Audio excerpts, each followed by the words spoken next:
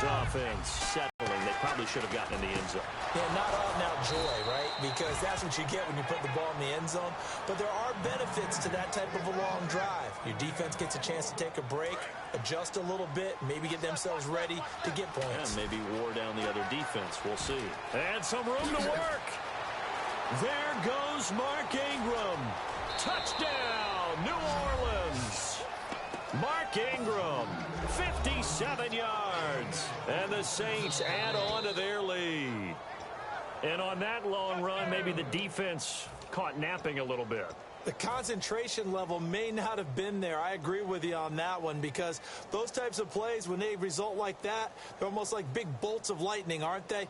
Whoosh, and off he goes. Time is starting to run out, really becoming a factor. We'll see if the defense can get the stop they need to get the ball back to the offense. They go quick, and he's going to go down. Back across midfield, he's sacked at the 46. And now they're in the hurry-up.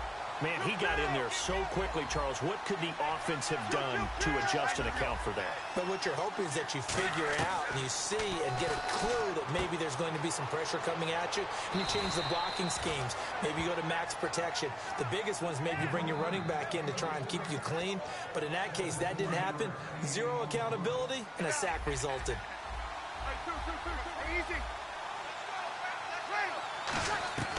On 1st and 10, here's Breeze. Over the middle, open is Thomas.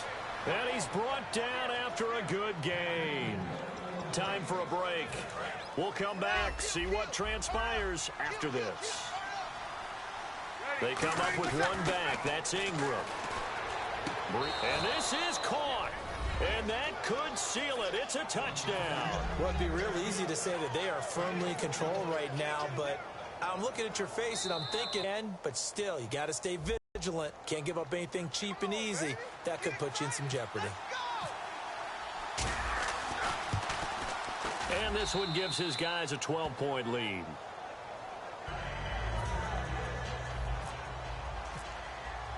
Morstead out now following the touchdown to kick. This is fielded a couple yards deep.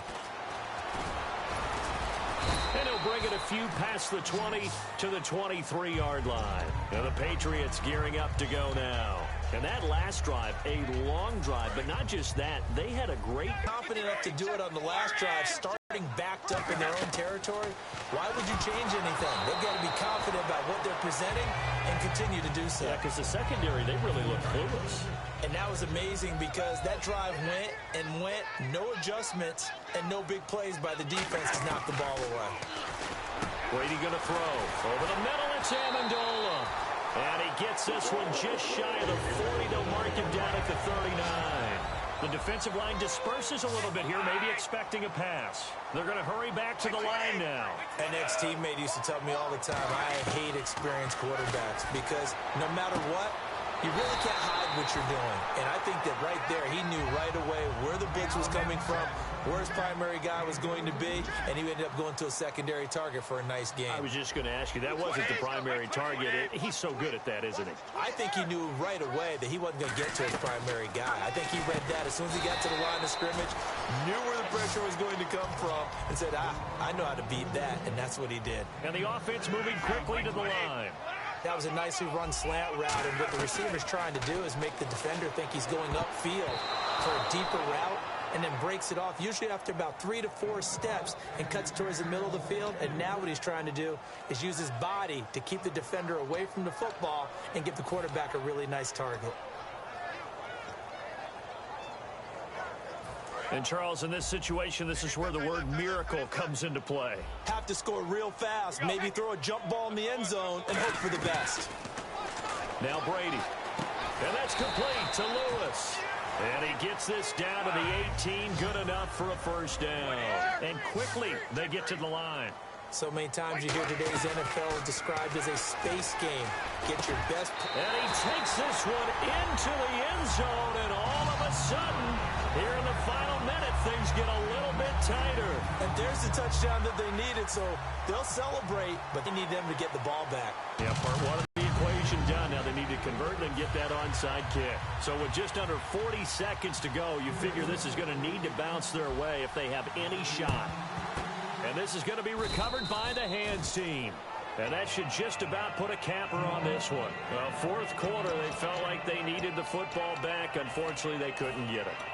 And I know we brought analytics into the game, and someone has said here that the data says that when a team's expecting an onside kick, 80% of the time, the team expecting it, they do actually recover the ball, which is what we saw here. I just wonder if that number is much more of an anecdotal type of a number. Kind of like when the coaches tell us, well, when you score on special teams, 93% of the time you win the game.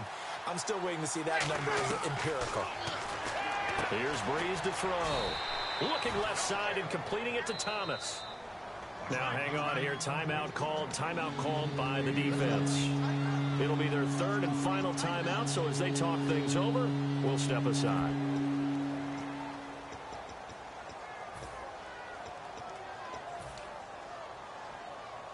Oh, now look at this. They're lining up to add 3 more, little insult to injury here late in the game. From the left hash, this will be a 52-yard attempt. And he's going to miss this one. That is no good.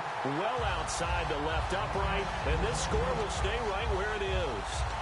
So an empty possession there. What do you think went wrong, Charles? Well, it looked like maybe the plant leg might have given way just a little. And when that happens, guys have a tendency to pull through the ball to compensate. And in doing so, sent this one off target. 55! Like 20! Like 20! Like we get! Back to throw.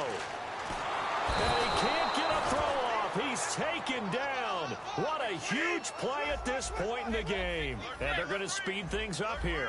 And there they bring pressure from the inside, and they get home.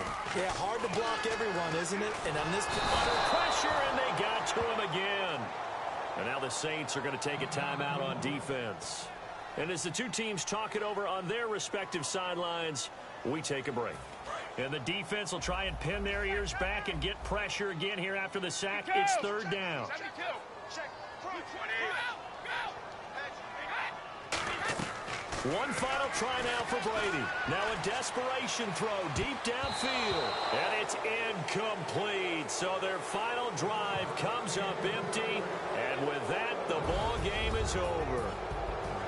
Well, going into the final play of this game, they knew that they needed some type of a miracle there at the very end, but they couldn't get it done. However, we were treated to really a spectacular affair. Even though they didn't finish it off, you're exactly right. They took us down to the last play. We're still, you're wondering, could it happen? Possibly, even though we both knew it was a long shot.